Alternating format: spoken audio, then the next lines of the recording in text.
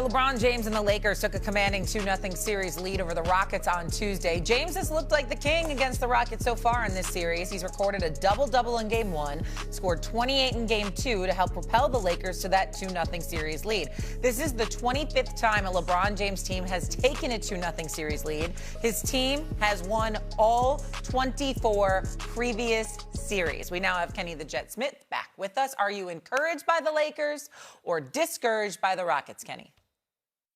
Well, I would say encouraged by the Lakers, because when you have a basketball team that you say you have an A, B, and C option, and Luka Doncic was A, you had Austin Reeves at B, and LeBron James was at C. And now your C option is leading guys who are probably were just space guys who can create space for you.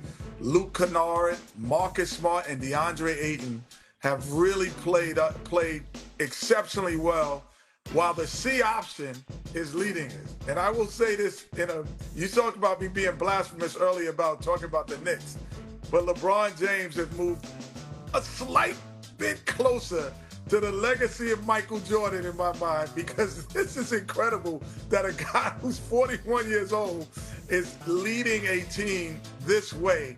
Because if I was 25 years old and a 40-year-old walked into the park, I would be like, oh, this is an easy win today, because he cannot sustain the type of effort that he would need. But he is making three guys who were really just thought of to space the floor, mark and defend. Marcus Smart come and defend.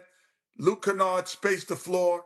And DeAndre and rim run. He has made them prominent offensive threats right now, which is incredible.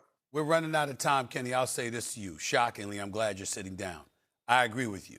He's moving closer to that GOAT status. I agree with you, because I think what he's done is phenomenal. To be on the Mount Rushmore of basketball as one of the top 4 players in the history of basketball, and to be deferential to Austin Reeves and Luka Doncic throughout the year, to play all 5 positions, even the center at one point in time, to a triple-double 1 minute, 30-piece another minute, doing whatever it takes to win.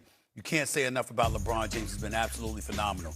But the answer to this question is the disappointment in the Houston Rockets. I mean, you're 10 for 34. That's 29% on wide open threes in this series. You worked all year knowing you had lost Fred VanVleet. You never went out and got a point guard.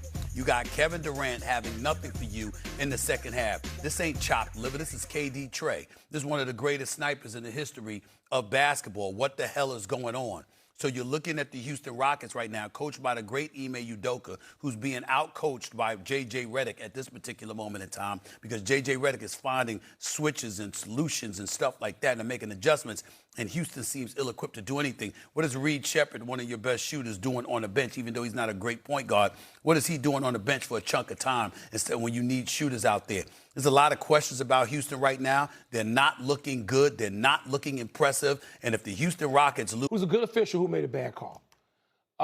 He was trying to save the ball either off the opponent's body or get it into somebody. He's trying to do that. Clearly, there should have been no technical. But let's see, the league office has been open for about 35 minutes for business. Yeah. And they're probably looking for a blank check from Devin Booker, because you do that. Mm-hmm. And Devin is, I mean, pretty even-tempered, I think we can say, over his decade in the league. That's not going to go down well. In a playoff series, to call out an official by name. So, yeah, that's the secondary story from that game. The first one you hit on already, J-Dub's going out with a hamstring. Look, he only played, 32, 33 games this year? Yep. And so for him to now have that injury, something that persists, something that you can't figure out at all how long it's going to last, it doesn't hurt Oklahoma City in this series against Phoenix. It may not even hurt them in the next series, which looks like it'll be the Lakers. Yeah. But beyond that, whether you get Minnesota or Denver, San Antonio, that's going to be tough. And SGA referred to that, made reference to that specifically about needing him in the long haul to defend this championship after the game. One thing, though, and it's a shout-out to Sam Presti and the way this team has been put together. They have so much depth. They do. So if you lose Jalen Williams for the rest of this series, you still have Chet Holmgren and so many other young guys that slide right in for now. You're not looking for a Robin the entire time like the Pistons, and we'll talk about that, of course, as we continue. All right, let's continue the time the sound off here. The Timberwolves, they talked a big game after stealing Game 2 on the road against the Nuggets with Jaden McDaniels calling several players, including Jokic and Jamal Murray and Aaron Rodgers, bad defenders. Yesterday, Cam Johnson and head coach David Adelman responded to the trash talk. Let's take a listen here. They've just been saying a lot all season, all series, so let them talk. Let them get everything they want off their chest. I'm cool with it. Thoughts on Jaden McDaniels' comments about your team's defense? I can't wait for his podcast. Well,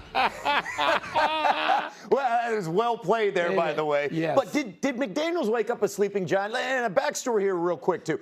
This is the spiciest first round. This is These two terrific teams do budding not rivalry. like each other, No, right? they don't. So your reaction to what McDaniels said? They've been going at it for, what, 3 postseasons now? And my reaction is this is good for the league. This is good for the playoffs, this sort of back and forth. You haven't seen as much of that. People want to troll people now. They want to do passive-aggressive junk.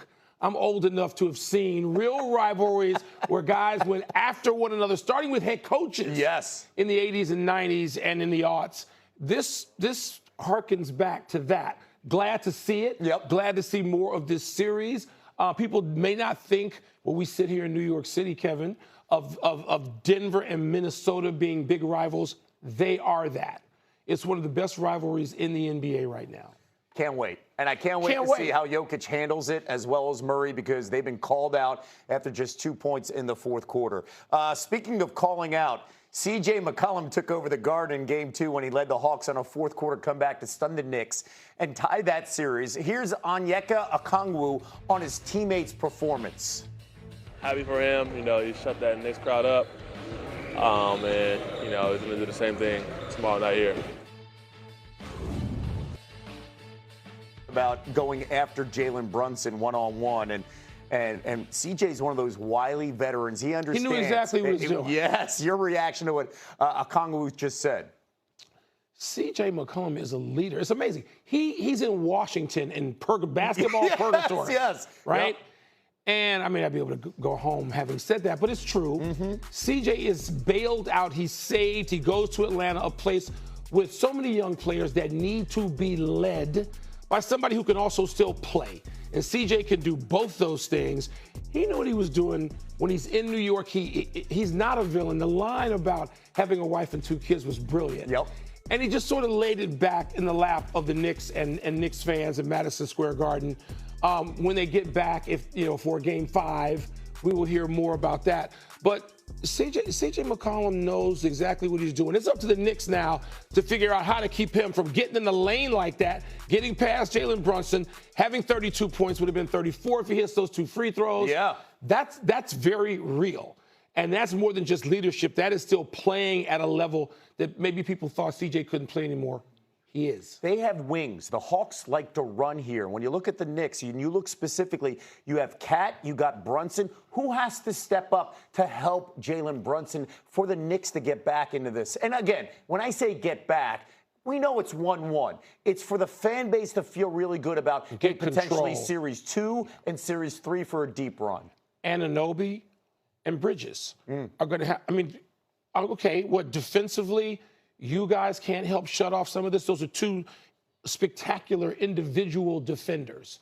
And so the Knicks are going to have to go to them. Look, they can't hide Jalen Brunson, who's going to have to play better. Perk has made really us laugh about talking about sliding those puppies, and Brunson's going to have to play better. He can't just play one end of the floor because Jalen was terrific, and he kept him in it offensively late, but he was also getting abused defensively. All right, so the Knicks are going to have to go back to sort of last year's defense we saw. Yeah. We saw them get past the Celtics. We've seen the Knicks play at a higher level. They're going to have to do that in Atlanta, preferably for them in Game 3. They got to help Brunson out on the defensive end because he carries such a heavy load on the offensive side. And by the way, he's exhausted. If Mike Brown wants to go to 2 bigs, if he wants to go to Mitchell Robinson and Cat at the same time, and Cat is going to have to be more involved in having 2 shots in the fourth quarter.